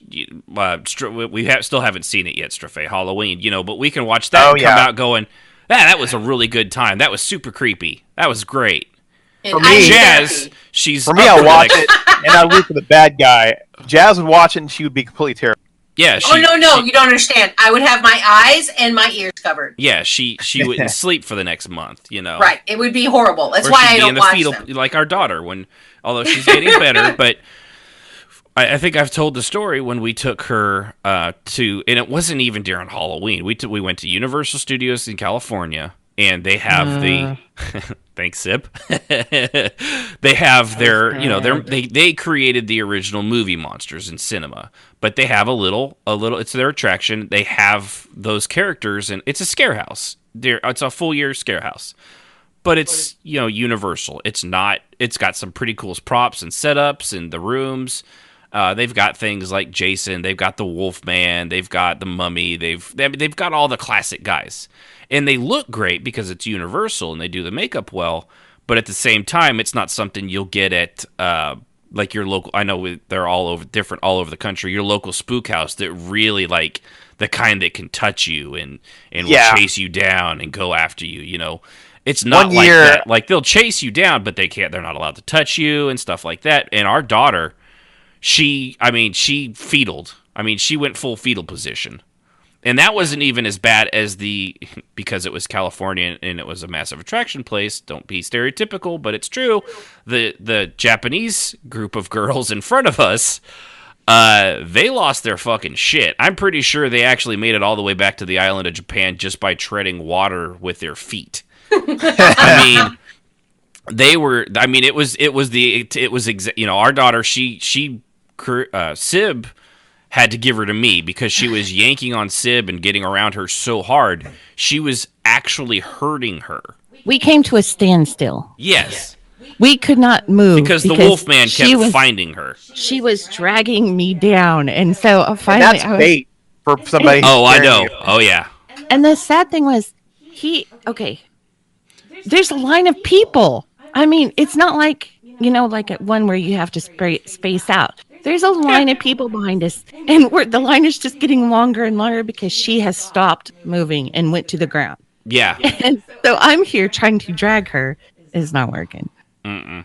But, and then the Japanese girls in front of us, they were truly terrified too, but they were pressing forward. They were just, like sprinting. Just, they came running out of there. They were sweating and nasty. It was it's hysterical. I still have a slight Japanese ringing in my ears from the volume and pitch of it. They were very loud, very healthy lungs in the country of Japan, I will say. I assume it comes from all the hentai and tentacles they've got. Oh gosh! You can stop now. What? There's just a lot of screaming. See, That's all the I'm last saying. haunted house I went to, I can never go back to because I punched someone. So, Which is, Universal he Studios. touched me. He touched me, and I just it's not my fault. Yeah. Universal Studios of Florida a few years back actually had the Michael Myers experience, and it was like on the Halloween weekend. Mhm. It was. I was like, oh my goodness, I wish I was in Florida this time. Yeah. But see, I love it. But some people cannot handle it. And we can't handle it. So it's, as we were, way off topic, but scariness, it's perspective. I know, I know our two Yunfei and Rahanar. Yunfei loves that stuff. Rahanar, he gets, he can't watch it because he gets nightmares. It's just some people they process that kind of stuff differently. I know I've seen some things too that I can't, because of my imagination, I can't unsee them. There was this, it was a Photoshop thing, but it creeped. Things with bugs coming out of the skin is one of like the super creepy things. But it was a Photoshopped image of whatever that stupid plant is that has the circles and then there's little round pods in the middle of it. But they Photoshopped that onto like a shoulder blade, and it fucking I could not, like, it made my skin crawl for like a week. Just like it's all psychological. And to Yunfei's question in the chat, wouldn't you eventually become desensitized to the scary character? You would. And that's why I think you have to do like the Watcher. He came, I think it was kind of a trilogy of things. He came, he was defeated, he came, he was defeated, he came, he was defeated. And this is actually, when I keep saying that, it sounds more like he was watching porn, not returning. He returned and he was defeated. There we go. Returned. It's much better. The only way to make that live long. All right, I'm sorry, Ashen. Go ahead. No, I was just saying he was temporary, not a permanent fixture, not a constantly played character. The only way to keep your constantly played character like mysterious and kind of creepy, you don't socialize with anybody in the guild hall except for a few officers. In my case, I was an officer, so it was easy for me. And Ren didn't say much of anything to anybody, and if he did, he was a freaking raging a-hole about it. Yeah. Or he would cut you down, or just not speak to you in your own language. And it helped when Vodka said, please don't touch him, he bites. So when you have a supporting cast telling other people to stay away from him because he does bite, it'll maintain an air of kind of fear, but it's not terror. But it has to be something that other people agree to do. Right. So it has to be something that you do with more than one. Because you just can't show up and say, "Hi, I'm scary. Be afraid of me." No, you just have to play your character, and you just have to get that reputation, and it takes years. And even then, familiarity, like you said, you'll eventually be like, Familiarity, oh, whatever. yeah. He's the jerk. Kishmas is Rohanar. He's very intimidating. Yeah. He's very, he's like a drill instructor. Wait a minute. Kishmas is Roger. Right, I said that, didn't I? You said Rahanar. Oh, right. They all start with an R. But Listen. yeah, Roger. Close. Listen, you're messing up the feng shui. Messing up the shui. But he's super intimidating, and he's like a drill instructor. But even even after a while, if you stay with that instructor long enough, that drill instructoriness wears off. You start to know that they're a human being, that they're that they all that stuff. It's kind of like when you get it's similar to like when you get a brand new job and you don't know anybody and you don't know the ebb and flow of anybody out there. You don't know the attitude of your supervisor and things like that, or the people around you. And as you get to know it, like Yunfei says, things get normalized. You start to understand, oh, okay, well, here's where I fit in this. Here's what they're all like. He's not nearly as intimidating as I thought he was during the interview. He's actually a pretty nice guy. Oh, and he goes to church and serves in a soup kitchen on the weekend, and reads bedtime stories to baby Ewoks. Whatever he's doing. He's not such a big scary guy. He's actually very nice. And that's the danger, I think, when you play I've noticed a couple people who play scary, quote unquote, characters, but they don't want to be antisocial, so they still go to the bar, they make friends, they date, they do all this make stuff. Jokes and sarcasm and laugh. Right. And pretty soon nobody is afraid because they all know that you're not really a scary person. And you did that to yourself with your exposition of your character, which is good, but you can't stay scary unless you do not socialize. You made yourself a running joke at that point. Yeah. And if you maintain your attitude, if you try to be standoffish, it's going to be scary to some people. Like Sib's character in EQ2 was still creeped out by Ren. Mm-hmm. But Xanis was like, oh no, freaking, he's just an idiot from back in the day. I know, I got his number. He's just a... But I wasn't really creeped out. I was just intimidated. I mean, see, there you go. Intimidated. And even that doesn't wear off. Yeah, that will wear off over time as well, like Yunfei. Yeah, it's really hard to play a creepy, scary character. Yeah. Yeah, it really is. I mean, even Tilder, after he was an officer for several years, only the new people would come in and they'd be talking to him. And this one guy that kept joking around with him, and he slapped him on the back in a joke, And Tilder just turned around and looked at it and said, the only reason I'm still breathing because Vodka would kill me, right? Don't touch me again. And he loved it. And he was like, oh, this guy's really bad. And I'm like, oh, yeah. He's killed people. The Vodka can't prove it. Be careful. Yeah, and it's, and it's servants of the temple, because it's a military thing. It's like I said with the drill instructor. They come in, they're real intimidated, and it's real intimidating. It's, a brand new guild, but then you... especially since it's role play, you start to talk, and I think that's... Okay, so here's an idea. The biggest problem with it is that you get to know people out of character. And no matter what anybody says, there's always bleed over. So when you know the other person and they're actually, reading bedtime stories to Ewok babies on the weekend, can anyone separate it enough to be like, all right, and now this guy's, who's cracking fart jokes, is playing this really scary character. Can enough people put that aside? No, I don't believe that it's possible to be a scary character unless it's a temporary character. Right. You just can't use your own thing. Yeah. And like you guys were saying too, it was the thing I was thinking of as well, is if you don't have, if you haven't established yourself well enough with others to help back you up and help, because all you're doing, that's what all writing is. You're just creating an illusion. You're creating the implications, and you're putting all these little puzzle pieces in motion to create the picture. And if somebody, if all the people around you are taking a few of the pieces because they're not playing along, you have kind of an incomplete picture, and it just, it ends up not being what it was meant to be because you don't have the backup you needed. So, and it's also one of the things that I've told people before is that when you role play, what you're basically doing is it's writing and you're creating a nest in someone else's head. So you're creating a thing in somebody's head about who your character is. And you're defining how they're going to react with that character. And like a lot of people were afraid of Vodka and afraid of her temper, afraid of what she might do. And then we had characters that were like, oh, I'm not afraid of her. And it didn't last long in the OOC. They didn't want to be, and they had already pre-decided that. And they had already pre-decided it, and nothing that happened changed their mind.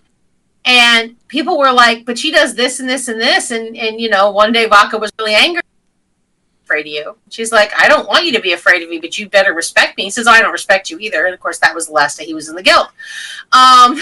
Yeah, because Vodka wasn't going to take that. Well, in OOC, why is that? Does he have an actual reason for that? And that's part of the problem. And a lot of people, he was just like, I'm not afraid of anybody. They just don't want. Yeah, their character has no fear because they're stupid. Because everybody should have, you know, even Daredevil, he's the man without fear. Even he's afraid of sometimes. I'm just saying. Yeah, he's only not afraid because he respecting the situation.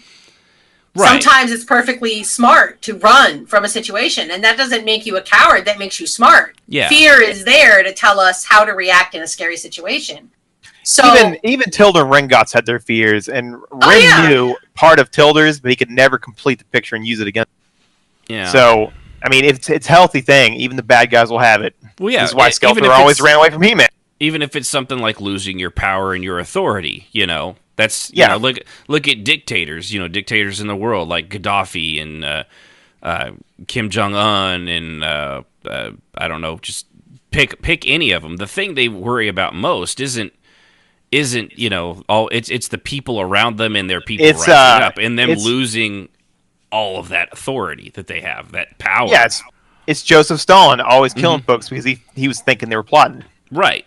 There you go, making his long list of send those guys to die. Yeah, it's that kind of thing, you know. So every villain, you know, even the, you know, Darth Vader, all those guys, they all have, you know, Palpatine. His arrogance was, you know, kept him from, you know, even though he thought he saw the future, he didn't see himself getting thrown down the shaft.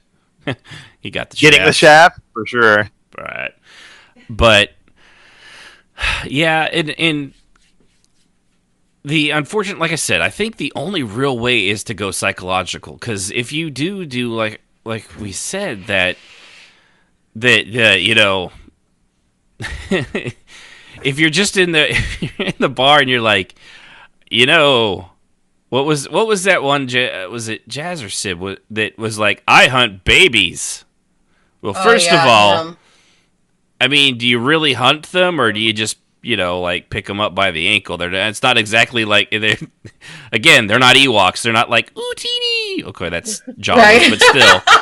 No, I mean, that was what Miriam told him when he said that. I hunt babies. She goes, dude, really? That's pathetic. And he said, why? She goes, you don't hunt babies. They can't even crawl. Yeah. How are you hunting them? Now you can say, I kill babies, and that still just makes you a pussy. But right. I loved Miriam. She was always very blunt. But she said, you don't hunt babies. Yeah. She goes, I guarantee you can try to hunt me. That might be fun. Yeah, and Insomniac in the chat says there's also a good idea to just have the character yourself be creeped out. No need to be creeped out OOC, which is true. Yes. But the problem, a lot of times it almost requires both to be like to be reading that as the actual player and be like, okay, that's actually a little creepy, because it makes it so much easier. A lot of people, at least in my experience, they seem to, you know, because if you're not a little creeped out by it, it's like the I kill kids, or I hunt babies, or I'm a cannibal, I eat people, you know, and I can't talk for others, but for me, a lot of that time, because you're just saying it out loud, it's really eye roll worthy. It's not creepy. It's just eye rolly. It is. You know, in killing fake kids, you know, it's like it goes to edgelord territory, and you start rolling your eyes. Yeah, because in killing made up kids that don't exist, you didn't know them. There's no, you know, even something like Game of Thrones, where they at least let you know the characters for a little while before they kill them off. You know, so there's at least, even though after a while you're like, oh, okay, another one bites the dust, you know, but they're still like, oh, I liked them at least, the kind of a thing. Or they really had that coming. I'm glad they're dead. They deserve Well, it. There's an emotional response for that. Each of my characters has a set of fears. So I don't have those fears necessarily, although Vaka shared my spider Spiders. hatred. But like Miriam loved spiders. She had one in her hair. I had a hard time with that because that would creep me out. She was such a good daughter, I'm just saying. She had a spider that lived in her hair, and he would crawl around on her forehead and down her neck and her shoulder and then crawl back up into her hair. And that was creepy to some people because that's a trigger. That's a thing. Right, it's an actual fear. I was creeped out by that. But there are times that my characters are scared when I'm not. But I do have to say, if I was her, would I be scared? And yes or no. It is important. You have to be able to see that a person is being creepy on some level or it doesn't work. Yeah. Yeah, it's just... I just don't think it's possible, really. You could be creepy, but you can't be scary. You can do it for events and short stories and in short bursts, but it cannot... I really just do not think somebody can play a continual, constant character. I mean, if it could be possible, maybe we're just... I mean, as long as we've been doing it, I've never seen it done, and I don't think I don't honestly think I would have it in me because the amount of just the amount of effort and time, is insane. So, I mean, you have to treat it like you treated the Watcher, right? Xanis, because you have to. He can't always be in scene.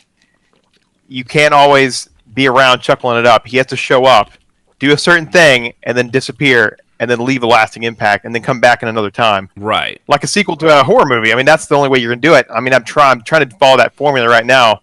Yeah. With Trash Twin. Yeah. Using the Watcher stuff you did as my reference, and it can work. And I don't show up at any time. I just show up at various key times, and nobody's expecting it. Right, like the Spanish Inquisition. Yeah, and I showed up on Jazz one night. She wasn't expecting it. And Sajora showed up, and he wasn't expecting it. So then you had complete surprise and unease. Right. But you cannot have them on screen all the time, or otherwise you're going to demystify your character. Yeah. So, all right. So I have a few, I don't know if it's able to be done, but here's, the best ideas I could come up with to pull it off.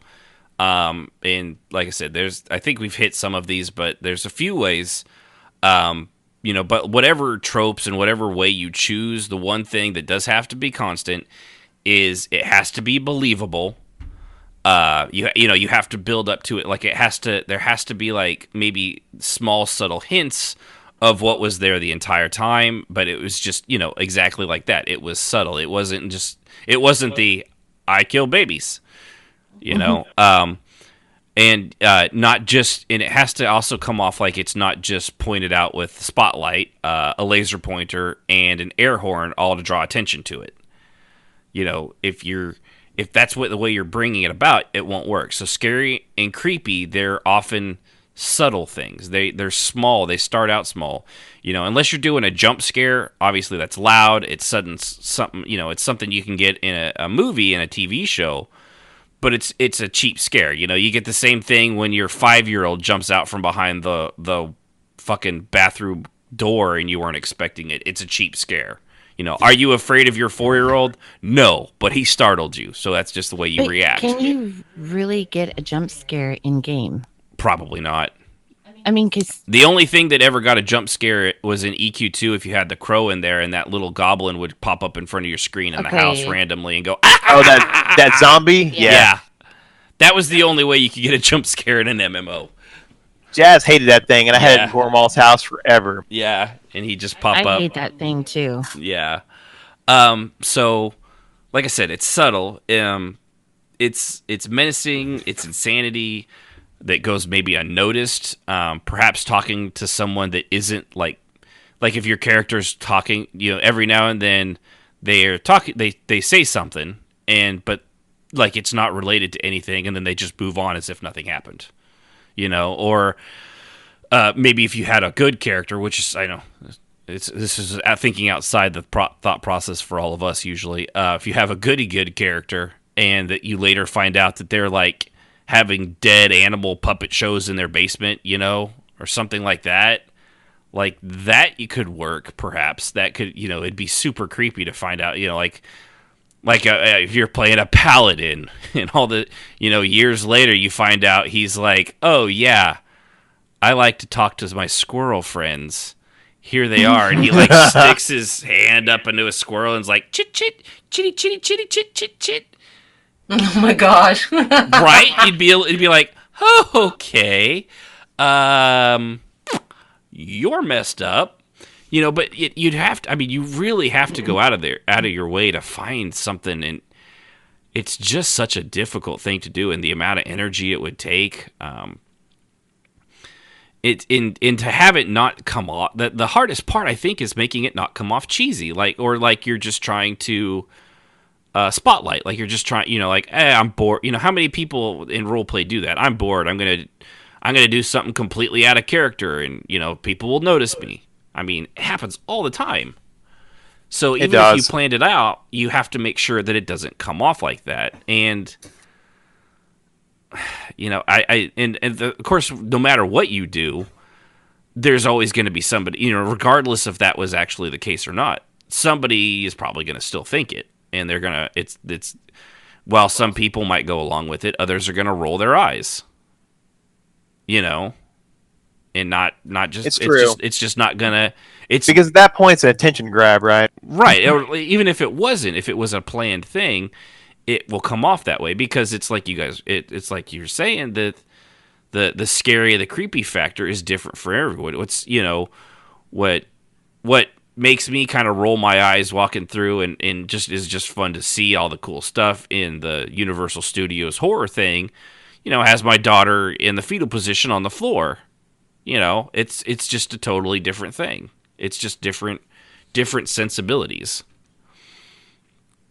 Poor mini civvies. Yeah. And Yunfei was saying another piece of advice for playing a scary character: let things percolate in people's imaginations. The imagination is far scarier than anything actually shown. For example, it's true.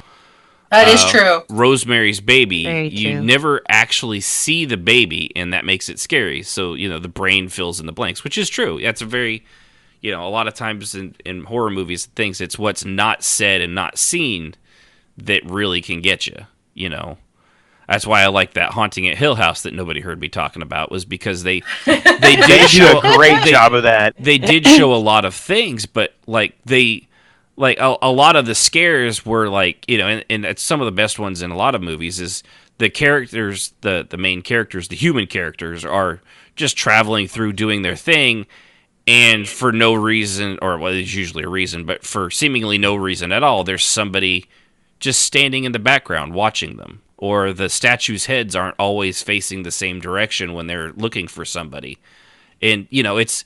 And the characters never notice it. And does it have any effect on the thing? On the plot? Not really. But it's super fucking creepy, And it's because they do a grand job. You don't know. You don't know what's going on. So that's the best I can come up with. I just like you guys. I think our conclusion basically is for an ongoing character to make something creepy or scary. It's nigh impossible. Yeah. I mean, I would love for somebody to. The only way to make it work is if you it. have a handful of friends who back you up in that it is scary. Right. And even then, Yeah. will it be scary for all of them? Probably not. No. Again, it's subjective, Fear is a subjective thing. Some people are afraid of spiders. Others collect them and milk them and, do all that kind of stuff with medicines around them. Yeah, it's there's no fear there. Yeah, exactly. Exactly. I almost went. All right, Fokker, can you milk Yeah. the cat? Thank you for freaking me out. I got nipples. Can you milk me? Oh no! Oh, bad. That's what went through my mind is Meet the Fockers. Yeah. I was like, when he said that, I was like, okay. Yeah, Sorry. different kind of milking. Mhm. So, God. all right. Bad people. Yeah, if you're gonna, for events and things like that, I think you can do it and it can come across, but you really, it's just it depends on the people involved. If they're just not afraid of anything, the characters aren't afraid of anything, and you'll just never get there. You really have to have people that are willing to play along with it. You have to do it kind of in short bursts. Leave some of it to the imagination. And another good thing with horror too, you don't have to explain everything. Like you might need to know that, but just because you have it thought out doesn't mean you need to share it. That's the problem with the endless sequels of slasher movies. The more you know, the less scary the villain. Right, because they start to become like sympathetic, like, oh, he was picked on at Crystal Lake, and that's why he's killing all there you go. These promiscuous whores. Exactly. Yes. But yeah, you just keep it to yourself. Let people fill in the blanks, and if especially because you have to remember it is role play. If they get it wrong, that's okay. Don't correct them out of character.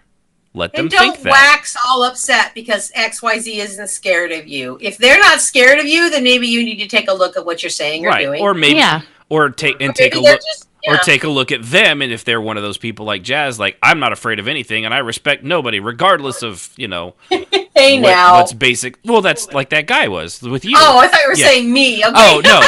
Like that guy was with you. You know, regardless of anything you did in the established lore of the guild, where you're at least supposed to respect your guild master and, the matron, he didn't. Regardless, it didn't matter what you would have done, he wasn't going to do it. Right. So, and, if you got if it's one of those people, brush them off. And if the people around you are having fun with the character, like we did with the Watcher, and I think I did before I got kind of burnt out and things got crazy busy with the Menace, it was something different and new, and I look forward to getting back to it, but it only comes up every now and then. Of course, now that it's been probably 2 or 3 months almost since I've had a sighting of that thing, I'm going to have to really think up of a good, scary, creepy reason why it's been gone. It's also another point that if you do make a scary character that people agree is scary, and you have someone who doesn't think your character is scary, instead of getting mad at them, take into effect their character and why their character might not be scared of you. Right. Mm-hmm. Yeah, it could it could be their that's like what their Seal whole job. Is not going to be scared of someone who kills people. Yeah, or werewolves. Oh, hi, buddy. How you doing? Right. Or werewolves or vampires. She's just not going to be worried about that. But like she met a vampire the other day, creeped her out, and she was afraid of him, and she stayed away from him, and she's afraid of people that have silver on their weapons for obvious reasons. Or she could be afraid of sock puppets for some some stupid thing. It doesn't have to be everything. Right. But like somebody who, like one of my characters is a secret necromancer. And so the necromancer who's going, oh, I'm a necromancer, scary. And she's like, uh-huh. And he's like, you don't respect my character. Well, no, it's not that I don't respect your character. Is that why would she be scared of you? Because you're being an idiot. So don't jump on it immediately that they're just, being an asshat. Maybe they have a reason why they're always take that into consideration too. Yeah. That's a good point. Yeah. Like I had a person who wasn't scared of Akka. Killed her. Right. But there was why would Tilda be scared of her? You know, because they were two monsters. They were pretty much equals. Yeah. And Xanis wasn't really scared of her. He was just, worried about her more than anything. Right, because they were equals. Yeah. So why would they be scared of each other? Mm-hmm. Rengoth was terrified of her until she turned him into something else, and then he was just, what's the word I'm looking for? Bitter. Vengeful. But he still clung to that kind of moral side, so he still secretly was kind of terrified of what she might do next. Yeah. Right. But that was more of a, let me get her before she gets me mentality. So it's all good. Just keep those things in mind. Yeah. It's hard. You have to work at it, and you have, like Jazz and Ashen said, you have to get people to back you up on it. Otherwise, it's going to fall flat, and no one's going to take it seriously. Yeah. All right. Well, so I think that about concludes that. I mean, it's just not a thing that can be done. Yep. We've beat that horse. It's time to move on. Yeah. Oh, excuse me. Stick a fork in it, man. Stick a fork in it. Stick a fork in you. Fork off, man. Go fork yourself. So, all right. Well, with that, that's pretty much the end of the discussion. So we're going to go ahead and play out on Yunfei's story. I don't remember who it was, but she says it, so I don't have to. But I know for For the other guys here, they won't be able to hear it because, again, I don't have that kind of technology because I'm a scrub and not really sure how to voice that stuff in there. So, and there was a cat. So go ahead and you guys can mute yourselves while it's playing, or if you need to bugger out, feel free to bugger out. But so with that is our final story for our Halloween Special 2 Electric Boogaloo Yunfei's story. We Can Get Them For You Wholesale by Neil Gaiman.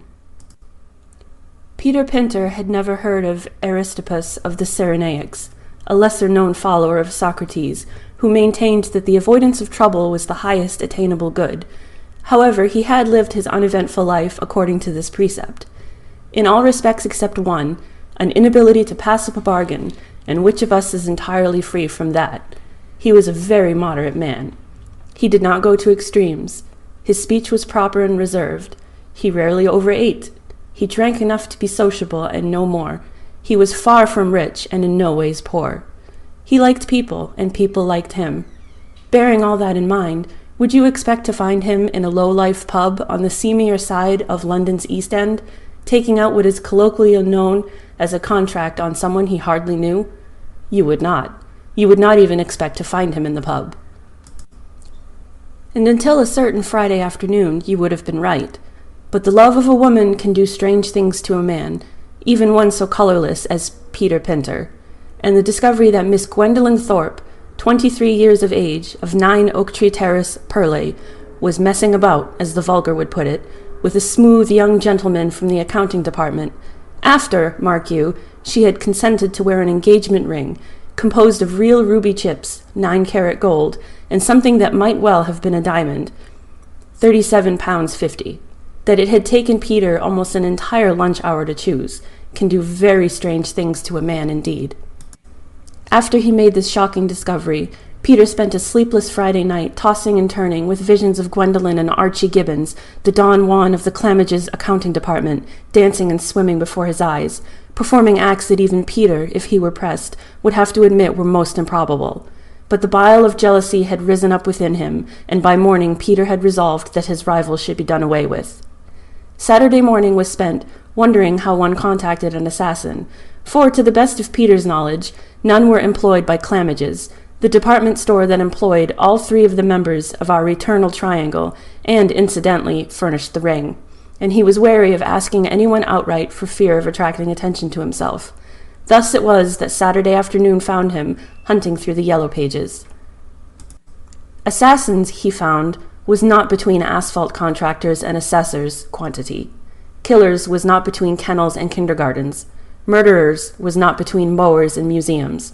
Pest control looked promising. However, closer investigation of the pest control advertisements showed them to be most solely concerned with rats, mice, fleas, cockroaches, rabbits, moles, and rats, to quote from one that Peter felt was rather hard on rats, and not really what he had in mind. Even so, being of a careful nature, he dutifully inspected the entries in that category, and at the bottom of the second page, in small print, he found a firm that looked promising.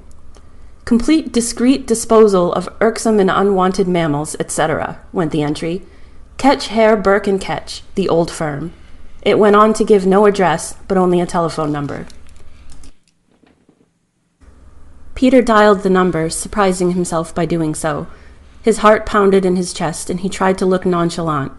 The telephone rang once, twice, 3 times. Peter was just starting to hope that it would not be answered, and he could forget the whole thing, when there was a click, and a brisk young female voice said, "Ketch, Hare, Burke & Ketch, can I help you?" Carefully not giving his name, Peter said, how big, what size mammals do you go up to dispose of?"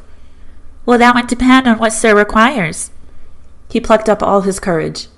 "A person?" Her voice remained brisk and unruffled. "Of course, sir. Do you have pen and paper handy? Good. Be at the Dirty Donkey Pub off Little Courtney Street, E3, tonight at 8 o'clock.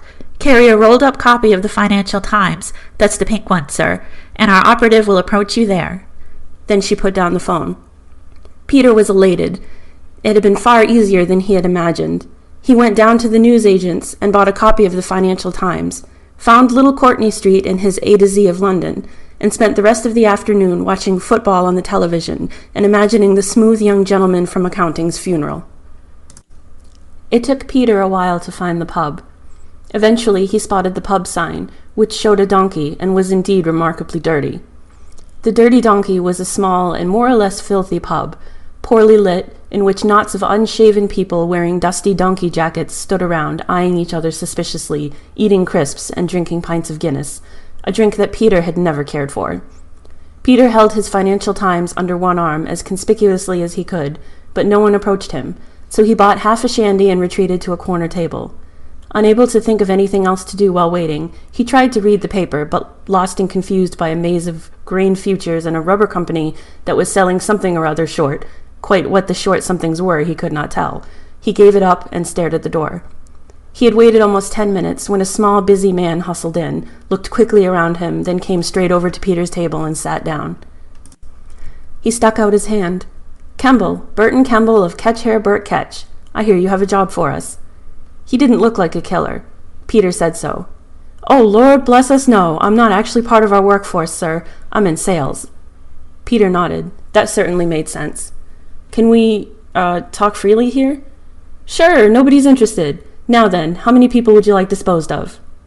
"Only one. His name's Archibald Gibbons, and he works in Clamage's accounting department. His address is—" Kemble interrupted. "We can go into all that later, sir, if you don't mind. Let's just quickly go over the financial side. First of all, the contract will cost you £500. Peter nodded. He could afford that, and in fact had expected to have to pay a little more. "Although there's always the special offer," Kemble concluded smoothly. Peter's eyes shone. As I mentioned earlier, he loved a bargain and often bought things he had no imaginable use for in sales or in special offers. Apart from this one failing, one that so many of us share, he was a most moderate young man. "Special offer?" "2 for the price of 1, sir." Peter thought about it. That worked out at only £250 each, which couldn't be bad no matter how you looked at it. There was only one snag. "I'm afraid I don't have anyone else I want killed." Kemble looked disappointed. "Well, that's a pity, sir. For 2, we probably could have even knocked the price down to, well, say £450 for the both of them." "Really?"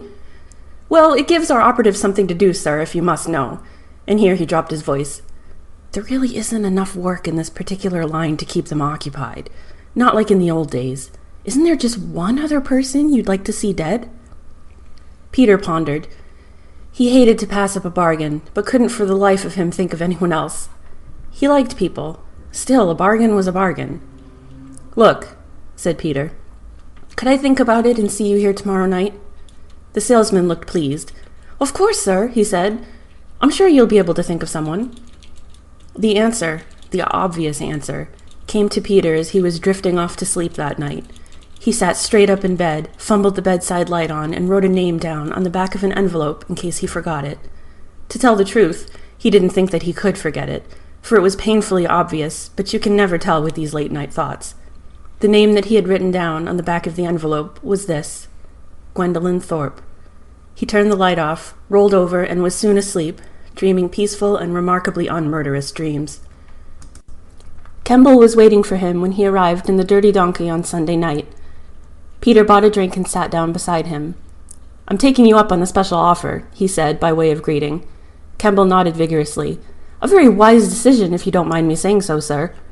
Peter smiled modestly, in the manner of one who read the Financial Times and made wise business decisions. "That would be £450, I believe?" "Did I say £450, sir? Good gracious me, I do apologize. I beg your pardon. I was thinking of our bulk rate. It would be £475 for 2 people. Disappointment mingled with cupidity on Peter's bland and youthful face. That was an extra £25. However, something that Kemble said had caught his attention. "Bulk rate?" "Of course, but I doubt that sir would be interested in that." No, I am. Tell me about it." "Very well, sir. Bulk rate, £450 would be for a large job, 10 people. Peter wondered if he had heard correctly. 10 people? But that's only £45 each. "Yes, sir, it's the large order that makes it profitable." "I see," said Peter, and, could you be here at the same time tomorrow night?" "Well, of course, sir." Upon arriving home, Peter got out a scrap of paper and a pen. He wrote the numbers 1 to 10 down one side and then filled it in as follows. 1. Archie G. 2. Gwenny. 3. Blank. And so forth. Having filled in the first two, he sat sucking his pen, hunting for wrongs done to him and people the world would be better off without. He smoked a cigarette. He strolled around the room. Aha! There was a physics teacher at a school he had attended who had delighted in making his life a misery. What was the man's name again? And for that matter, was he still alive? Peter wasn't sure, but he wrote the physics teacher, Abbott Street Secondary School, next to number 3. The next came more easily. His department head had refused to raise his salary a couple of months back. And then the raise that had eventually come was immaterial. Mr. Hunterson was number 4. When he was 5, a boy named Simon Ellis had poured paint on his head, while another boy named James somebody or other had held him down, and a girl named Sharon Hartsharp had laughed. They were numbers 5 through 7, respectively. Who else? There was the man on television with the annoying snicker who read the news. He went on the list. And what about the woman in the flat next door with the little yappy dog that shat in the hall? He put her and the dog down on 9. 10 was the hardest. He scratched his head and went into the kitchen for a cup of coffee, then dashed back and wrote, "My great-uncle Mervyn" down in 10th place. The old man was rumored to be quite affluent, and there was a possibility, albeit rather slim, that he could leave Peter some money. With the satisfaction of an evening's work well done, he went off to bed. Monday at Clamage's was routine. Peter was a senior sales assistant in the books department, a job that actually entailed very little. He clutched his list tightly in his hand, deep in his pocket, rejoicing in the feeling of power that it gave him. He spent a most enjoyable lunch hour in the canteen with young Gwendolyn, who did not know that he had seen her and Archie enter the stockroom together, and even smiled at the smooth young man from accounting when he passed him in the corridor. He proudly displayed his list to Kemble that evening. The little salesman's face fell. "I'm afraid this isn't 10 people, Mr. Pinter," he explained. "You've counted the woman in the next-door flat and her dog as one person. That brings it to 11, which would be an extra—" His pocket calculator was rapidly deployed. "An extra 70 pounds. How about if we forget the dog?" Peter shook his head. "The dog's as bad as the woman, or worse." "Then I'm afraid we have a slight problem. Unless—" "What?" "Unless you'd like to take advantage of our wholesale rate. But of course, sir, wouldn't be." There are words that do things to people, words that make people's faces flush with joy, excitement, or passion. Environmental can be one. Occult is another. Wholesale was Peter's. He leaned back in his chair. "Tell me about it," he said with the practiced assurance of an experienced shopper. "Well, sir," said Kemble, allowing himself a little chuckle, "we can, get them for you wholesale. 17 pounds 50 each. For every quarry after the first 50, or a tenner each for every one over 200. I suppose you'd go down to a $5 if I wanted 10,000 people knocked off." "Oh, no, sir," Kemble looked shocked. "If you're talking those sorts of figures, we can do them for a quid each." £1? "That's right, sir. There's not a big profit margin on it, but the high turnover and productivity more than justifies it." Kemble got up. "Same time tomorrow, sir?" Peter nodded. £1,000. 1,000 people. Peter Pinter didn't even know 1,000 people. Even so, there were the Houses of Parliament. He didn't like politicians. They squabbled and argued and carried on so. And for that matter, an idea, shocking in its audacity, bold, daring. Still, that idea was there, and it wouldn't go away. A distant cousin of his had married the younger brother of an earl or a baron or something. On the way home from work that afternoon, he stopped off at a little shop that he had passed 1,000 times without entering. It had a large sign in the window, guaranteeing to trace your lineage for you and even draw up a coat of arms if you happened to have mislaid your own. They were very helpful and phoned him up just after 7 to give him their news. If approximately 14,072,811 people died, he, Peter Pinter, would be King of England. He didn't have 14,072,811 pounds, but he suspected that when you were talking in those figures, Mr. Kemble would have one of his special discounts. Mr. Kemble did. He didn't even raise an eyebrow. "Actually," he explained, "it works out quite cheaply, you see. We wouldn't have to do them all individually. Small-scale nuclear weapons, some judicious bombing, gassing, plague, dropping radios in swimming pools, and then mopping up the stragglers, say 4,000 pounds. 4,000? That's incredible! The salesman looked pleased with himself. Our operatives will be glad of the work, sir, he grinned. We pride ourselves on servicing our wholesale customers. The wind blew cold as Peter left the pub, setting the old sign swinging. It didn't look much like a dirty donkey, thought Peter, more like a pale horse. Peter was drifting off to sleep that night, mentally rehearsing his coronation speech, when a thought drifted into his head and hung around, and would not go away. Could he possibly be passing up an even larger saving than he already had? Could he be missing out on a bargain? Peter climbed out of bed and walked over to the phone. It was almost 3 a.m., but even so, his Yellow Pages lay open where he had left it the previous Saturday, and he dialed the number. The phone seemed to ring forever. There was a click, and a bored voice said, Burkhair Catch, can I help you? I hope I'm not phoning too late, he began. Of course not, sir. I was wondering if I could speak to Mr. Kemble. Can you hold? I'll see if he's available. Peter waited for a couple of minutes, listening to the ghostly crackles and whispers that always echo down empty phone lines. Are you there, caller? Yes, I'm here. Putting you through.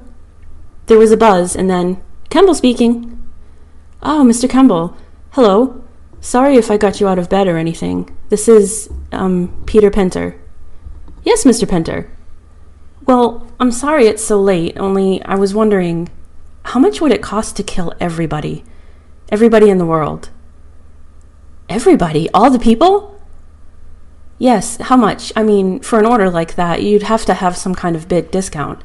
How much would it be for everyone? Nothing at all, Mr. Pinter. You mean you wouldn't do it? I mean, we'd do it for nothing, Mr. Pinter. We only have to be asked, you see. We always have to be asked. Peter was puzzled. But when would you start? Start? Right away. Now. We've been ready for a long time, but we had to be asked, Mr. Pinter. Good night. It has been a pleasure doing business with you. The line went dead. Peter felt strange. Everything seemed very distant. He wanted to sit down. What on earth had that man meant? We always have to be asked.